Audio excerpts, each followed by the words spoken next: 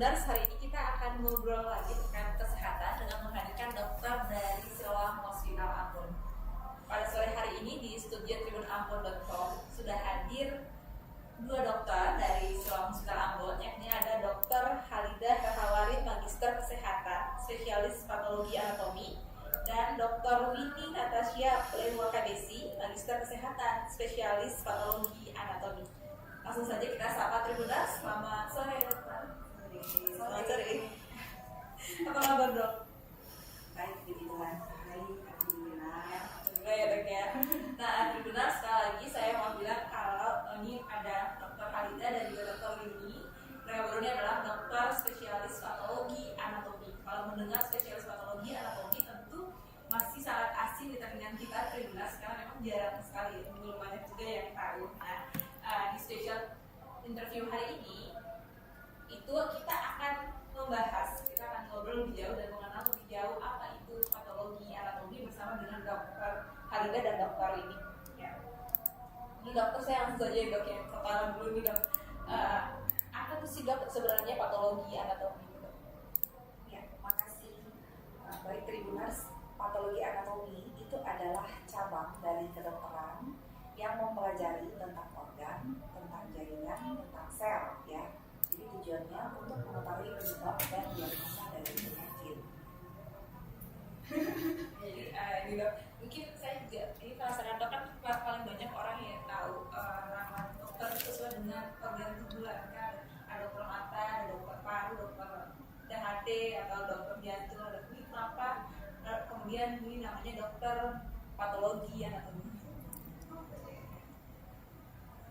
Ya, jadi kalau patologi anatomi itu dia lingkupannya seluruh tubuh ya. Jadi penyakit yang abnormalitas dalam tubuh manusia, karena tentu semua disusun oleh organ, jaringan, sel ya. Jadi semua pemeriksaan yang berkaitan dengan patologi anatomi, jadi semua sistem kita periksa ya. Jadi tidak disebut seperti dokter sistem organ gitu ya, seperti spesialis yang lain ya. Kita bekerjanya di laboratorium, jadi semua pemeriksaan sampel ya dari semua organ tubuh, sistem organ, semua kita periksa.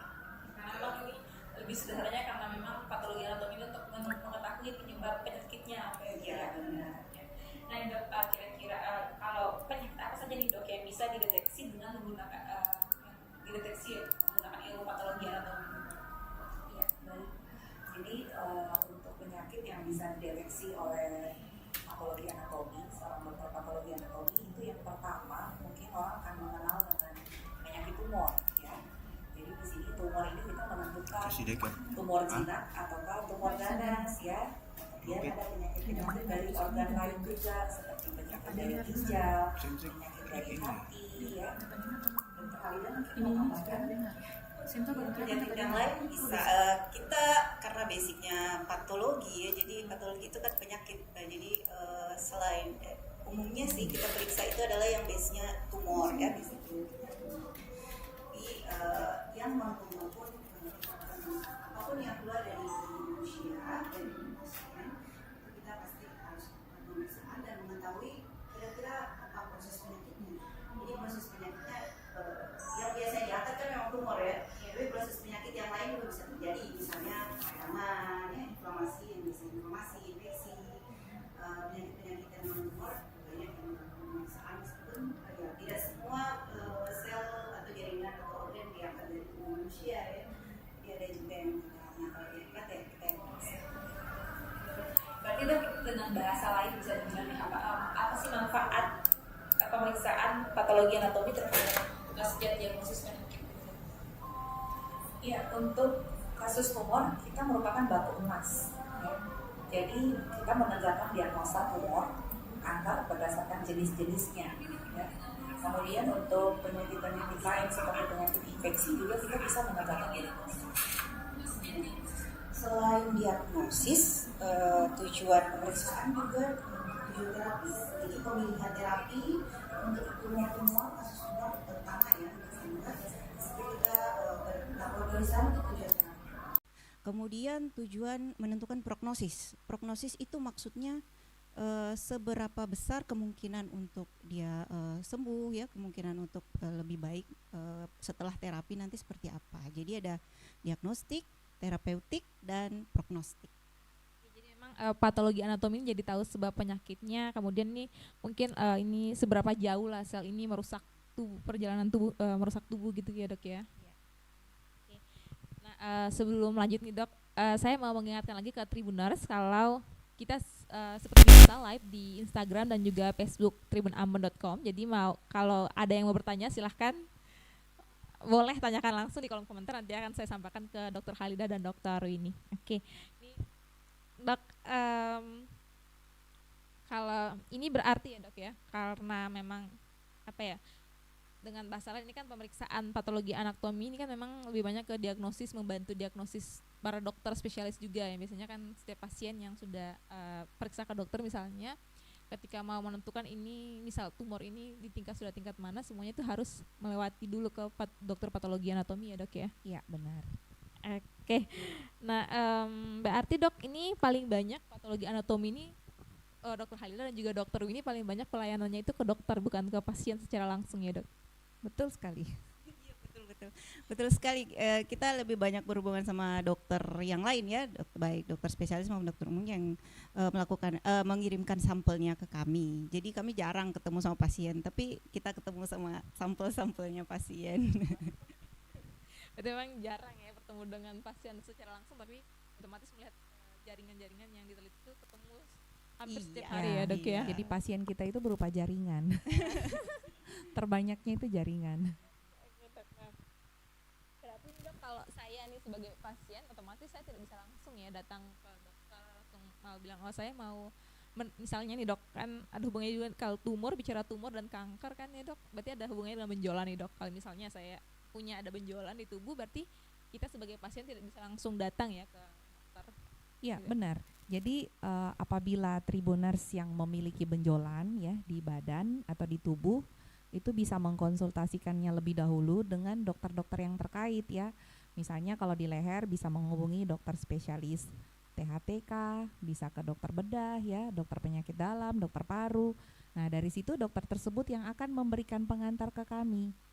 Ya karena kan dari situ kita akan lihat dokter yang mengirim ini, para klinisi yang mengirim ini, curiganya ini pasiennya kemana.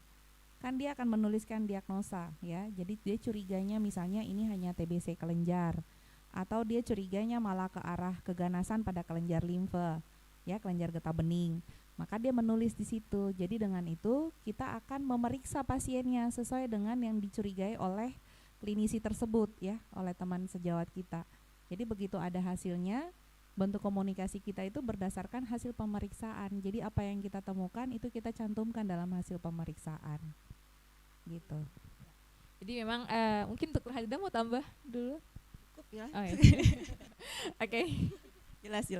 Ya jadi untuk Tribuners, jadi memang ini saya simpulkan yang di awal dulu ya. Jadi patologi anatomi ini memang kita bisa mendapatkan tindakan dari dokter patologi anatomi jika memang ada rekomendasi dari dokter spesialis lain. Jadi kalau misalnya kita punya keluhan apa, usahakan datang dulu ke dokter spesialis sesuai dengan keluhan kita. Misalnya itu ada benjolan, mungkin kita ke dokter onkologi misalnya. Nah di situ kita kesana dulu, nanti baru ada surat rekomendasi ya dokter patologi anatomi. Nah setelah itu baru kita bisa nih melewati pemeriksaan di patologi anatomi ini. Nah ini dok, berarti kalau demikian nih dok, saya jadi penasaran nih kira-kira apa aja sih dok jenis pemeriksaan patologi anatomi ini dok? Oke, jadi Tribuners, pemeriksaan patologi anatomi itu kita bagi menjadi dua ya. Jadi pemeriksaan dari jaringan dan juga pemeriksaan yang berdasarkan cairan atau kita melihat selnya ya. Nah yang saat ini kita lakukan adalah pemeriksaan histopatologi dan sitopatologi. Itu ada cairan. Jadi cairan itu bisa dari cairan di paru-paru, cairan di perut ya, atau bisa juga sputum ya yang bisa kita periksakan, ataupun pap smear. Selain itu juga ini, selain pap smear, cairan sputum, juga cairan, pokoknya cairan tubuh di perut atau dari organ reproduksi, juga dengan pemeriksaan FNAB misalnya ya, untuk itu masuk di pemeriksaan sitopatologi. Berarti memang kalau dari pasien yang sakit ini diambil sebagian jaringannya gitu ya dok ya? Eh, Sebenarnya bukan sebagian jaringan ya. Jadi apapun yang dikeluarkan dari tubuh itu harus dikirim ke dokter patologi anatomi atau ke laboratorium patologi anatomi biar kita bisa periksakan. Tetapi ada pasien-pasien yang ukuran tumornya besar, mungkin dokter tidak melakukan pengangkatan tumor secara menyeluruh tapi mengangkat sebagian atau sedikit dari jaringan tumor tersebut yang dikirim ke kami. Nah, Dok, kira-kira ini seperti apa nih, Dok? Pemeriksaan patologi anatomi misalnya setelah diambil sampel dan lain-lain ini, pemeriksaannya nanti gimana, Dok? Teknik pemeriksaannya. Oke, jadi itu jaringan yang kita terima itu akan kita potong lagi ya. Jadi jaringan yang besar itu akan kita potong lagi menjadi lebih kecil. Kita masukkan di dalam kaset, kemudian kita masak jaringannya. Masak, Dok? Dimasak. Ada itu namanya dimasak. Itu dimasak itu pakai bahasa sederhana ya. Jadi kita masukkan ke tisu prosesor atau processingnya. Itu dimasak itu artinya kita menggunakan berbagai regen di situ. Jadi ada alkohol, ada silen ya untuk kita membuat jaringan itu menjadi kokoh supaya bisa dinilai di bawah mikroskop. Lalu kita potong lagi. Jadi lebih diperkecil lagi ya. Jadi ukurannya mikron sampai dengan di slide. Itu kalau dari histopatologi. Sitopatologi. Nah, sitopatologi itu sampelnya kan cairan. Jadi cairan itu kita biasanya terima dalam bentuk jumlah yang banyak, ada yang jumlahnya sedikit.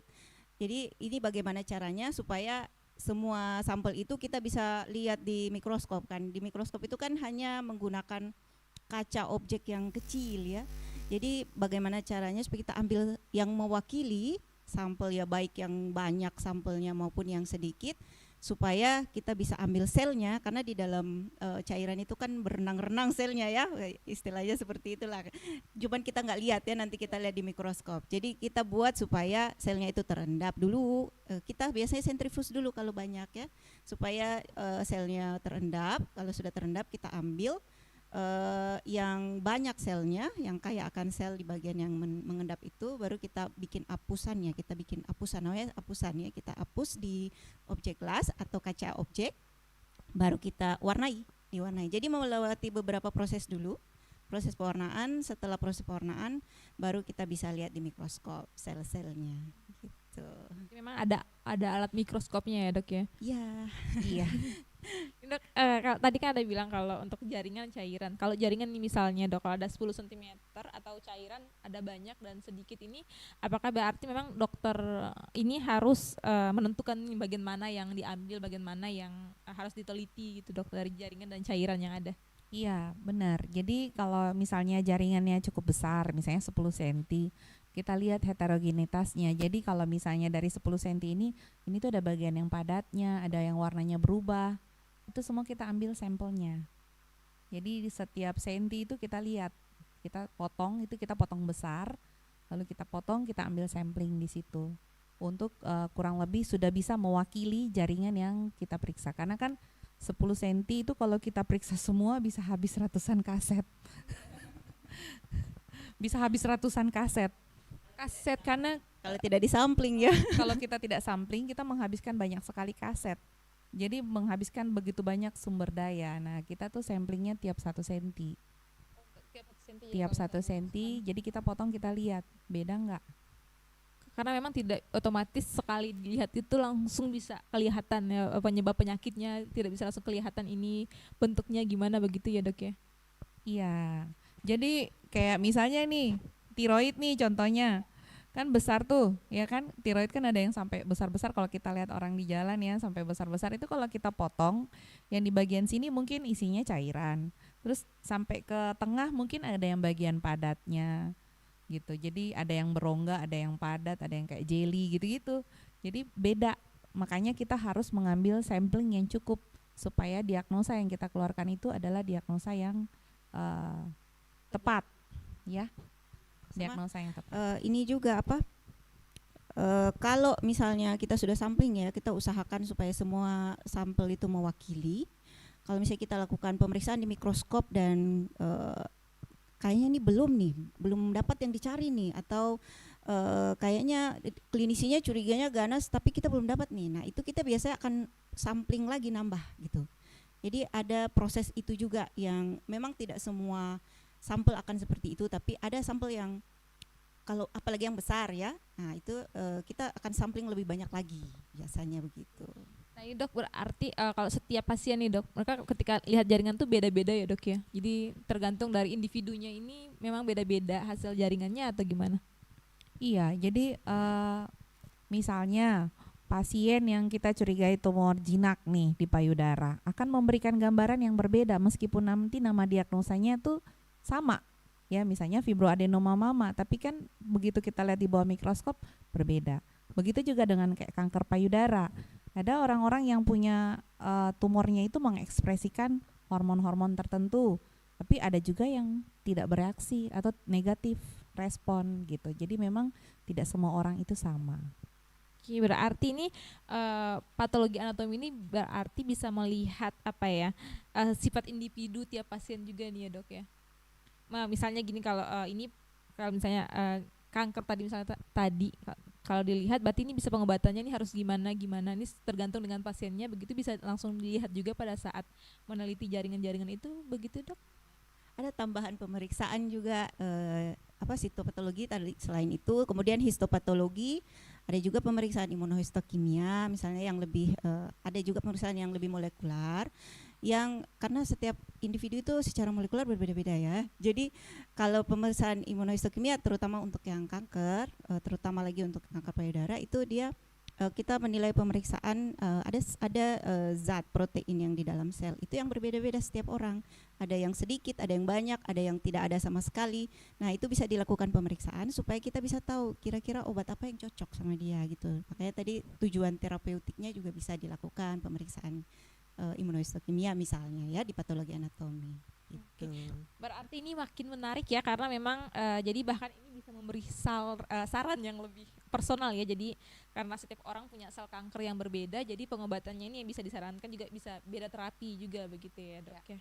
Nah, oke, jadi kita sebagai orang awam ternyata jadi makin mengerti ternyata patologi anatomi ini begini ya ternyata bahkan kalau bisa dibilang ternyata efeknya itu yang paling besar ya di diagnosis setiap penyakit itu sangat membantu sekali untuk dokter lebih mengklasifikasi lagi nih ini apa penyakitnya supaya pengobatannya lebih tepat itu kayak gimana. Nah dan ternyata juga kita bisa tahu nanti pengobatan yang lebih tepat ke kita itu akan kayak gimana gitu ya dok ya.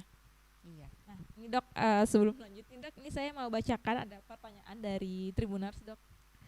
Ini sudah ada masuk dari Fania. Ini katanya dia bertanya kalau dok kadang kan ada yang mau cek namun karena ada lebih besar rasa takut untuk mengetahui penyakit ini apa kita bisa lebih memilih untuk acu tahu dok dan akhirnya nanti apa aja nih kalau memang mau periksa apa aja yang akan diperiksakan gimana ya?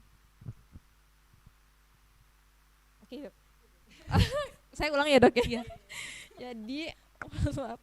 Katanya ini kadang dia mau cek sebagai pasien dia mau mengecek ini ada benjolannya begitu dok, tapi dia rasa takut nih dok, dia takut kalau diperiksa mungkin karena takut jarum suntik kali ya dok ya, jadi dia takut diperiksa. Kalau misalnya kalau dia bilang kalau misalnya diperiksa di patologi anatomi itu nanti pemeriksaannya kayak gimana, apakah nanti mungkin disuntik ataukah dipotong lehernya, dipotong benjolannya gitu dok. Baik Tribuners, terima kasih untuk pertanyaannya. Jadi di sini yang saya mau bilang itu kalau punya benjolan di badan itu sebenarnya tidak perlu takut ya. Karena dengan memeriksakan diri lebih dini, maka diagnosanya itu kan kita bisa lebih cepat tahu dan bisa diterapi dengan lebih cepat ya. Jadi misalnya kalau datang ternyata hanya butuh dioperasi saja selesai, ya sudah. Tapi kalau datang dalam stadium yang sudah terlambat, selain operasi, dia harus di kemoterapi, kadang lanjut lagi radiasi gitu ya. Jadi untuk Tribuners kalau punya benjolan, ya seperti yang saya katakan di awal ya, ke dokter misalnya dokter bedah, atau kalau memang ada dokter onkologi, dokter bedah tumor, bisa ke dokter bedah tumor untuk diperiksakan dulu ya. Nanti dari situ dapat pengantar baru ketemu dengan kami. Nah kadang-kadang Yang dikirim itu kalau pengantar berarti pasiennya yang datang ke kita dan kita lakukan pemeriksaan yang namanya biopsi aspirasi jarum halus, ya. Jadi kita dengan pemeriksaan pakai jarum saja kita sudah bisa menentukan ini diagnosanya ke arah mana, gitu. Jadi begitu Tribuners untuk Fanny ya, jadi tidak perlu takut untuk diperiksakannya karena memang nanti ada jarum dan itu juga aman ya, tidak bisa menyebabkan jadi makin parah. Justru untuk lebih awal tahu jadi lebih aman ya Dok ya. Benar.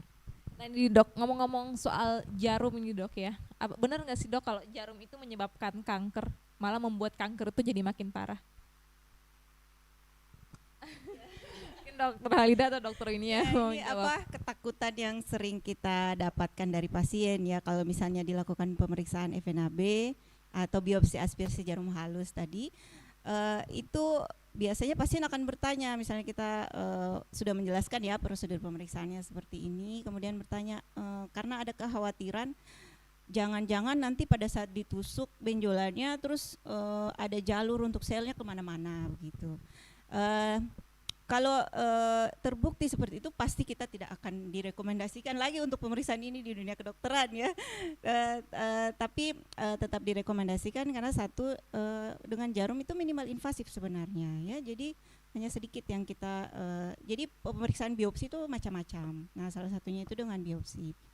Kemudian yang kedua memang sel itu tergantung jenisnya. Jadi kalau misalnya memang tipenya yang kanker, tipe kanker itu dia memang sudah tidak berikatan lagi satu sama lain antar sel ya. Jadi memang dia yang ditakutkan bisa misalnya ya ditakutkan oleh pasien misalnya akan menyebar kemana-mana ya gitu. Cuman sangat sedikit dan kita tidak pernah menemukan ya belum pernah menemukan bahwa memang ada terbukti pemeriksaan itu bisa menyebabkan kanker kemana-mana. Tapi kalau biasanya ada orang yang misalnya setelah di FNAB misalnya atau di biopsi terus kemudian wah ternyata sel kankernya menyebar kemana-mana gitu. Jadi akibatnya disalahkanlah itulah habis pemeriksaan FNAB terus langsung menyebar kemana-mana. Tapi sebenarnya karakteristik dari sel kanker itu sebenarnya kita tidak tahu. Maksudnya tiap orang ya, tiap individu itu karakteristik sel kanker itu berbeda-beda. Kemudian dia memang punya kecenderungan untuk menyebar kemana-mana. Tapi sel itu juga punya istilah, sel kanker ya punya istilah namanya microenvironment. Jadi dia punya lingkungan yang mendukung dia untuk hidup gitu. Tidak sekonyong-konyong dia langsung langsung bisa hidup. Ada microenvironment yang mendukung dia di dalam tubuh untuk hidup.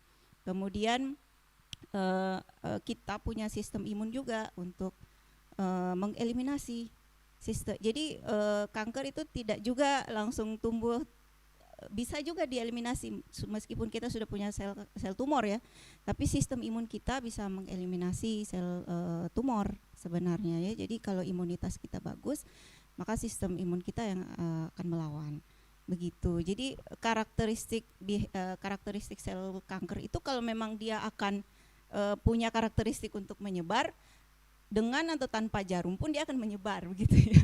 Jadi kita mengerti bahwa itu ketakutan ya, maksud saya ketakutan dari setiap pasien. Kalau kita punya benjolan juga kita akan merasa ini ya khawatir kalau dilakukan ini dan dilakukan itu di operasi atau di biopsi itu pasti ada kekhawatiran di situ. Cuman ini relatif lebih aman gitu ya, minimal invasif gitu. Oke, jadi tidak ada hubungannya jarum dengan makin parah kanker. Jadi pas diperiksa justru malah menyalahkan jarum gitu ya Dok ya. Iya, jadi singkatnya itu menjadi kanker itu kan tidak sekonyong-konyong, tidak serta-merta jadi kanker hanya dalam waktu 1 bulan 2 bulan ya. Jadi perjalanan kanker seperti yang tadi Dokter Ida ceritakan itu berjalan itu butuh waktu, butuh proses ya. Jadi melewati dulu yang tadi sistem imun kita itu kan. Kalau imun kita bagus bisa dimatikan sel kankernya, tapi kalau dia bisa lewati berarti dia akan berkembang lagi tahap demi tahap, itu jalan terus. Jadi yang kita mau bilang di sini itu dengan jarum itu tidak mungkin membuat benjolan itu menjadi ganas, tetapi memang sifat benjolan itu sudah ganas dan kita diagnosa berdasarkan pemeriksaan kita. Jadi Tribuners kalau misalnya punya ketakutan seperti itu, maka akan cukup disayangkan ya. Jadi menghambat untuk mendapat pengobatan yang lebih cepat. Ada nggak dok pasien-pasien yang mungkin dokter temukan di rumah sakit ini dok, ketika sudah periksa, sudah melihat semua jaringannya, lalu sudah dibilang ini sakitnya apa, mungkin misal kanker ini sudah stadium berapa, tingkatnya gimana, lalu ada yang memang berhenti untuk pengobatan begitu dok?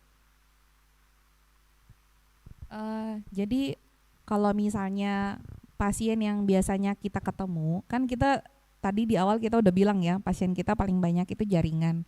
Otomatis kita nggak tahu nih, ini pasiennya, yang kita cuma tahu dokter yang kirim dan nama pasien di keterangan jaringan itu. Jadi untuk kita tahu dia akan diterapi atau tidak kita nggak tahu. Tapi kalau pasien-pasien yang melakukan biopsi aspirasi jarum halus atau FNAB tadi, itu kadang-kadang datang ke kami itu hanya untuk mau cari tahu gitu. Nah untuk pengobatan dan segala macam itu dipikirkan belakangan gitu. Jadi yang penting tahu aja dulu ini tumor ganas atau jinak gitu. Nah pada saat kita bilang ini ganas, kan kadang-kadang ada yang Ambon kan cukup kecil ya, jadi kita ketemu di mana gitu kan, terus bilang dokter kita nggak jadi berobat karena ternyata harus pengobatan keluar dan biayanya tidak cukup seperti itu. Jadi memang ada yang kita tahu, tapi banyak kali juga kita nggak tahu karena kita nggak ada punya komunikasi lagi.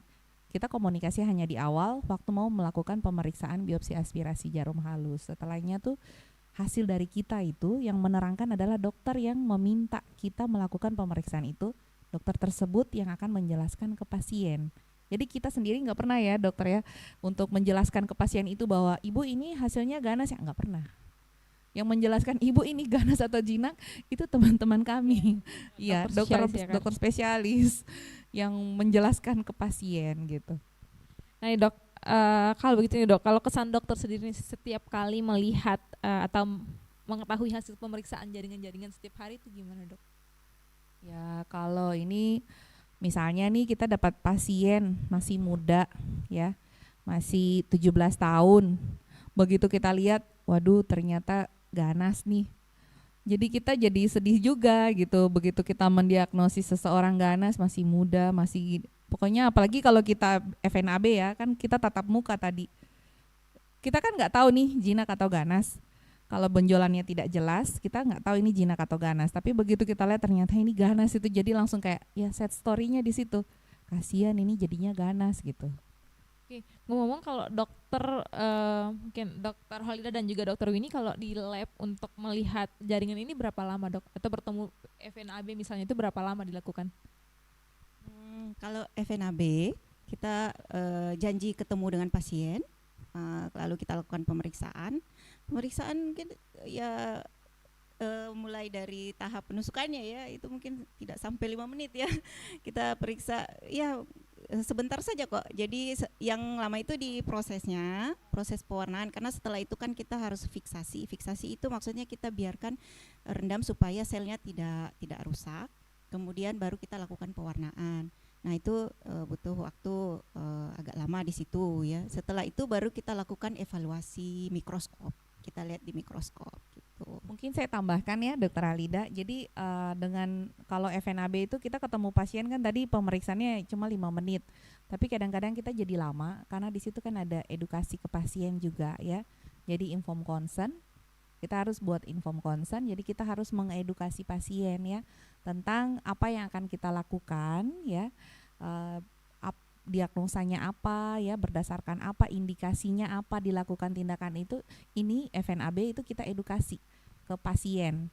Nah dari situ kita menjelaskan juga resiko apa yang bisa muncul dan kira-kira apa yang ingin ditanyakan oleh pasien supaya kalau memang jelas dia setuju dulu untuk melakukan tindakan ini, tanda tangan baru kita buat tindakannya.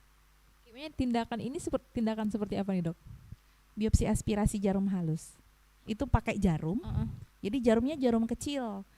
Jadi kalau kita ambil darah, kalau Tribuners biasanya pemeriksaan darah untuk medical check up, jarum untuk pengambilan darah itu mungkin jauh lebih besar dari jarum yang kita pakai ya Dokter Halida untuk melakukan biopsi aspirasi jarum halus. Makanya jarum halus. Jadi jarum yang kecil. Ukurannya itu yang biasa kita pakai itu 25 ya, 25, 26, 27. Dan panjangnya itu paling panjang 2 cm. 2 cm Ya, jadi kita menggunakan jarum yang sangat kecil, makanya nyerinya itu sangat minimal gitu. Jadi dok, saya penasaran nih, ini harus diedukasi dulu karena memang ada pasien yang ketika sudah diedukasi malah menolak untuk untuk apa diambil tindak lanjut begitu ya dok ya? Iya, benar. Ada banyak dok. Sebenarnya pasien-pasien ini yang dikirim ke kita itu kebanyakan sudah diedukasi dulu sama dokter yang meminta ya, misalnya dokter bedah atau dokter bedah tumor itu sudah menjelaskan ke pasiennya nanti harus dibikin begini begini begini. Nanti akan ke dokter patologi anatomi ya dilakukan FNAB. Jadi diambil sedikit darahnya, kadang dibilang begitu ya, diambil sedikit darahnya untuk diperiksakan.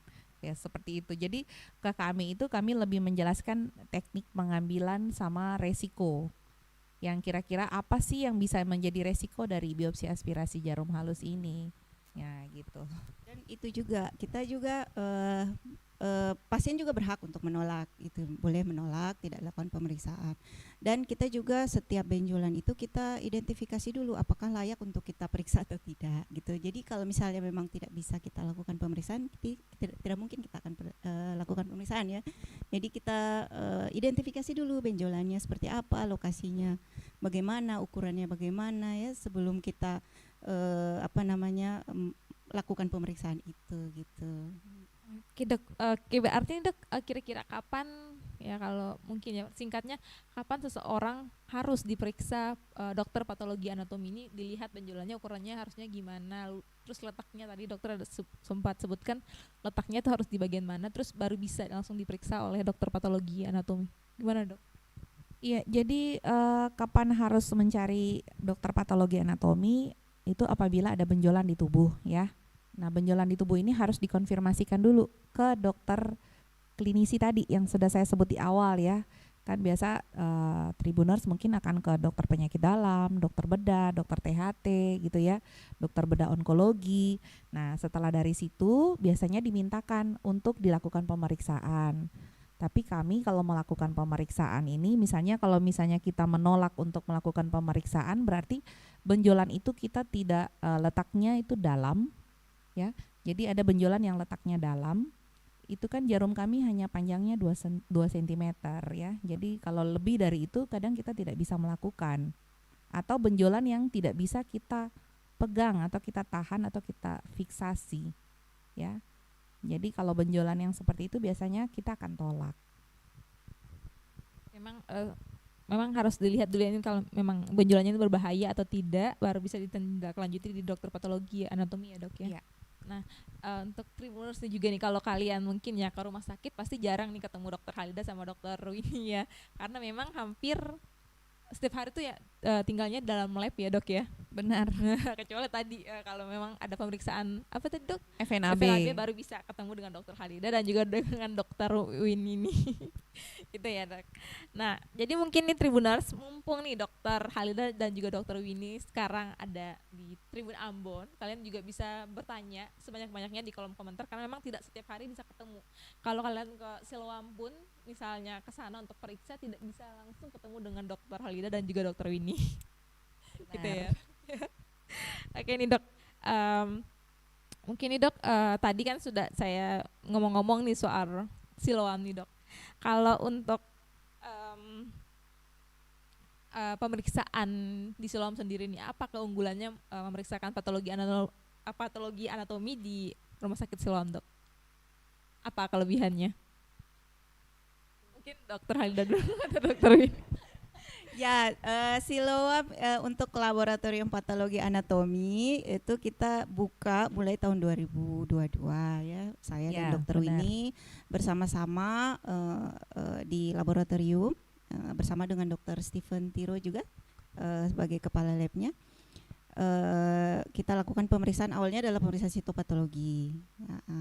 Lalu tahun ini mulai bulan Oktober kita lakukan penambahan pelayanan histopatologi.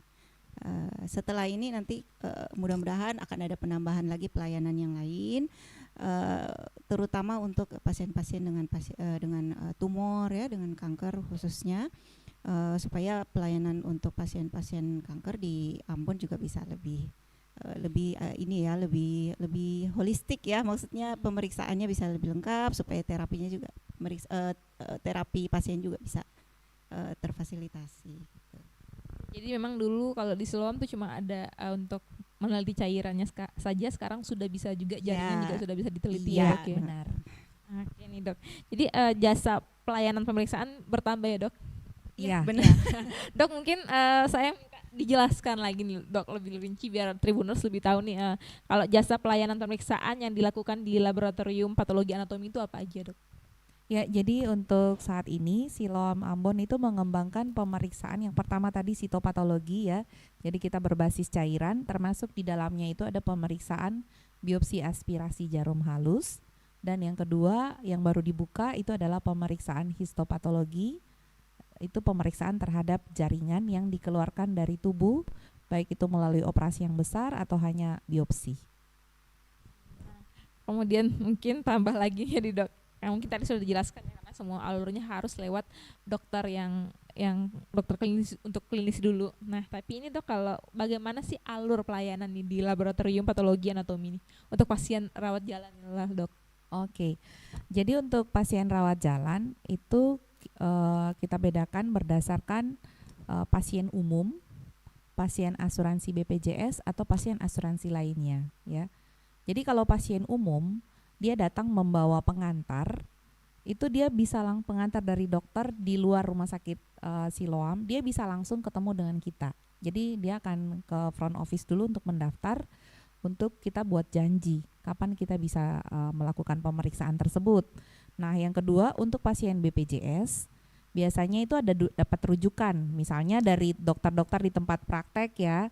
Kemudian pasien ini karena punya BPJS, dia mau pakai BPJS, berarti dia harus mengambil rujukan pada fasilitas kesehatan tingkat pertama seperti puskesmas atau pada klinik atau dokter praktek pribadi ya yang bekerja sama dengan BPJS.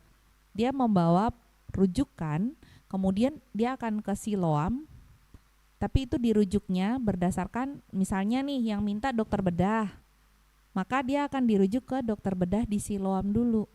Nanti dokter bedah di Siloam itu melakukan pemeriksaan, baru kemudian dikonsulkan ke kami, ke dokter patologi anatomi. Begitu pula dengan asuransi lainnya. Ya, jadi dia harus ketemu dengan dokter yang lain dulu, baru bisa ketemu dengan kami. Jadi emang alurnya mirip-mirip ya, seperti Iya. kita mau ketemu dokter praktek dulu, nanti baru setelah itu baru diarahkannya ke dokter Iya. patologi anatomi. Oke begitu Tribuners. Nah ini dok, ngomong-ngomong kalau di laboratorium anatomi memang untuk dokter patologi anatomi di Siloam cuma dokter berdua saja, dokter Halida dan dokter Iya. ini, atau gimana dok? Satu paket. Iya, hanya kita berdua. Dengan banyak pasien yang ada di Siloam itu cuma ada 2 dokter patologi anatomi ini ya dok ya? Iya. Iya memang. Hanya berdua. Iya benar. Oke, berarti ngomong-ngomong dok, ini sudah berapa banyak nih dok kasus yang ditangani, kasus yang diteliti di laboratorium selama ini dok? Mungkin kalau ribuan ya kalau selama ini dok. Kalau di Siloam Kalau berapa di banyak? Siloam mungkin ya kita udah ratusan ya Dokter Halida ya. Untuk Karena yang baru baru mulai di buka Oktober ini ya. di Oktober kita sudah ratusan. Sudah ratusan pasien yang kita pegang. Dokter Halida dan dokter Winnie tiap hari memang berkutat dengan jaringan-jaringan yang ada. Iya. depan mikroskop itu ya dok ya. Benar. Jadi kalau kita tuh sahabat setia kita itu mikroskop ya. Kalau teman sejawat yang lain itu stetoskop. Kalau dokter bedah kan pisau potong gitu ya. Tapi kalau kami ya mikroskop. Ya dok, nah dok kalau sejauh ini nih dok, kasus apa yang paling sulit dok untuk didiagnosis ketika di dalam lab jaringan? Ya, setiap sistem organ itu punya tingkat kesulitannya masing-masing ya. Organ dari mulai dari kepala, saraf ya, kemudian THT, paru-paru, pencernaan dan reproduksi itu semua punya tingkat kesulitannya sendiri-sendiri. Jadi tiap sistem organ tuh ada yang sulitnya. Iya Jadi kalau iya benar. Jadi kita juga bisa melakukan konsultasi ya. Karena tujuan kita kan sebenarnya untuk mencari tahu penyakit ya, mencari tahu penyebab, mencari tahu diagnosis penyakit pasien. Jadi sebisa mungkin kita akan berusaha untuk mengenali ini sebenarnya sel apa ya. sebenarnya jaringan perjalanan penyakit apa yang sedang dialami sama pasien. Jadi kita berusaha sebisa mungkin untuk mencari tahu itu penyebab dan proses perjalanan penyakitnya. Itu kalau sampel jaringan yang paling sulit diambil dari pasien itu apa, Dok? Atau mungkin biasanya dari dokter yang langsung untuk diserahkan Kalau kita sih kan atau gimana?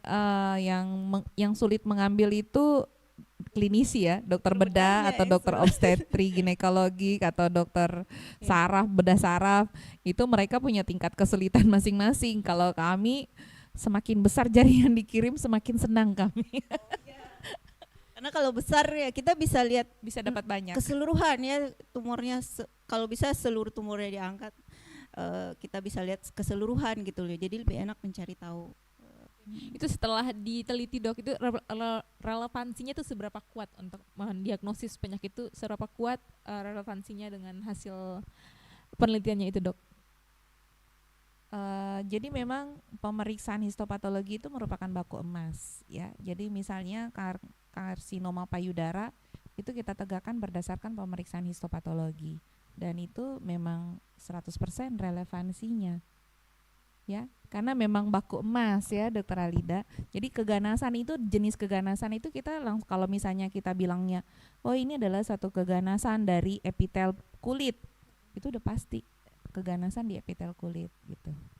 Jadi memang kalau begitu memang sudah tidak perlu diragukan lagi ya, Dok, untuk pasien-pasien, karena memang banyak orang ya mungkin nih, Dok, ketika ke rumah sakit memang hanya untuk mau tahu aja nih sebenarnya apa sakitnya, apa ini aman atau tidak, tapi ujung-ujungnya justru tidak percaya dan malah berhenti pengobatannya, begitu kan, Dok?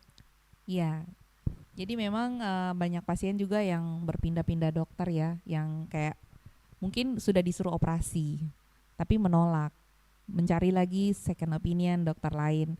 Pokoknya berpindah terus, tapi nggak dioperasi karena kemungkinan takut mungkin sudah di awal itu sudah didiagnosa, ini kayaknya ini curiga nih tumor nih, lebih ke arah yang jelek.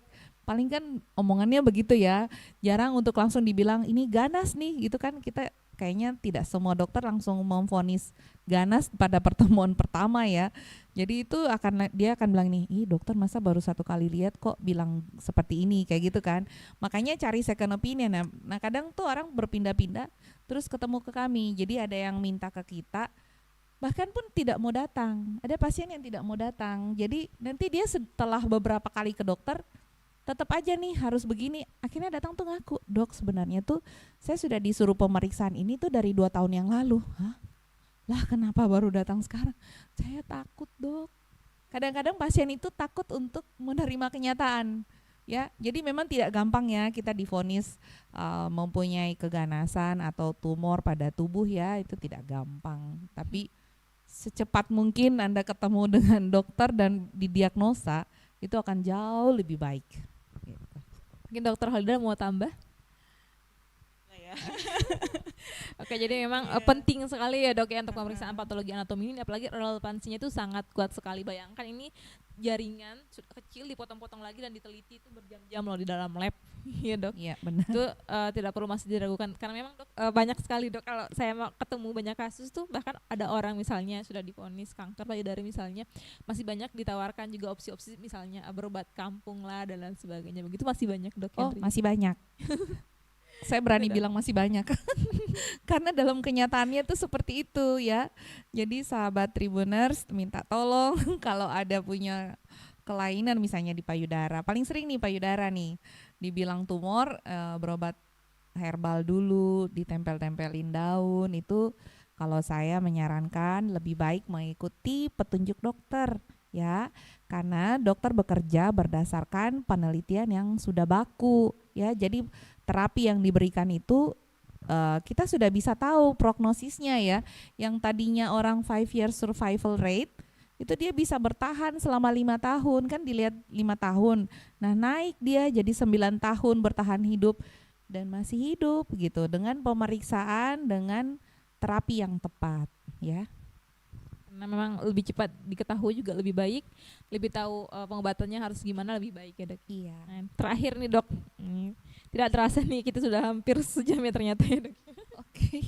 Ini terakhir Dok, ada saran pesan nih Dok ke Tribuners, ke pasien terkait dengan patologi anatomi ini Dok. Mungkin Iya, jadi saya ulang lagi ya untuk Tribuners, apabila memiliki benjolan ya, baik itu di leher atau di mana saja, di payudara, di leher, di bagian mana saja di tubuh yang teraba, lekaslah memeriksakan diri ke dokter ya. Dokter yang bisa Anda tuju itu bisa dokter bedah, bisa dokter bedah onkologi ya. Nah, dari situ Anda akan dipandu untuk melakukan pemeriksaan apa saja sampai tegak diagnosanya. Karena semakin cepat Anda ke dokter, prognosis Anda lebih baik ya. Jadi lebih dini diketahui, maka lebih cepat Anda berobat, kemampuan untuk hidup atau bertahan hidup itu lebih panjang. Mungkin Dokter Halida. Sudah ada pesan dari Dokter Winnie tadi. Jadi kami dokter spesialis patologi anatomi jarang ya dikenal ya, jarang ketemu. Mudah-mudahan tidak ketemu di rumah sakit.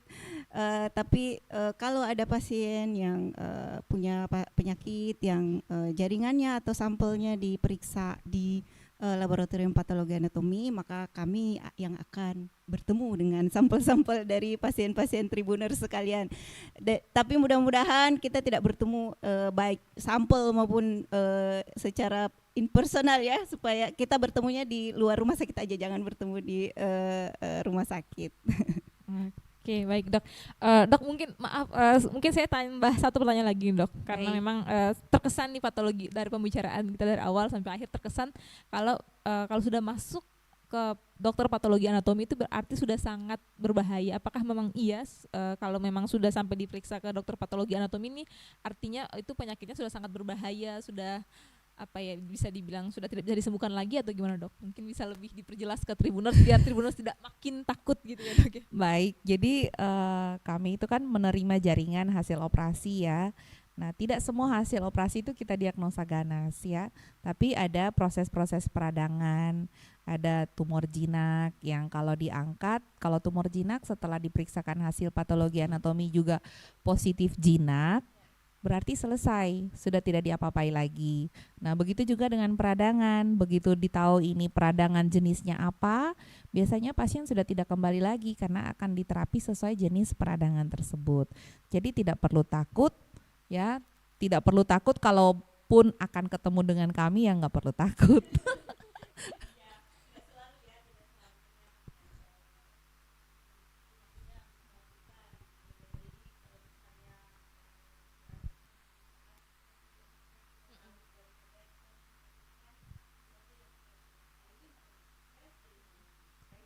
Iya betul. Apalagi kalau Tribuners, kalau kalian perlu tahu, ini Dokter Halida dan juga Dokter Winnie ini benar-benar sangat ramah sekali. Terlebih juga nih, pelayanan di Siloam Hospital Ambon pokoknya sangat keren sekali. Jadi memang tidak perlu takut ya Dok ya. Oke Dokter Halida dan juga Dokter Winnie, terima kasih banyak sudah berbagi ke Tribuners. Memang hari ini sangat-sangat bermanfaat. Semoga nanti kita ada kesempatan lagi untuk ngobrol-ngobrol lebih banyak, lebih dalam lagi tentang patologi anatomi ini ya Dok ya. Oke, terima kasih banyak. Pokoknya sehat selalu dan juga semoga lebih ini lagi untuk semangat lagi dan lebih akurat lagi untuk memeriksa jaringan-jaringan dan lebih bersemangat lagi meskipun hanya berdua. Terima kasih.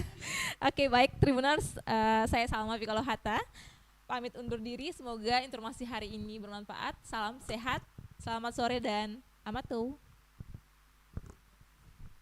Download Tribun X sekarang, menghadirkan lokal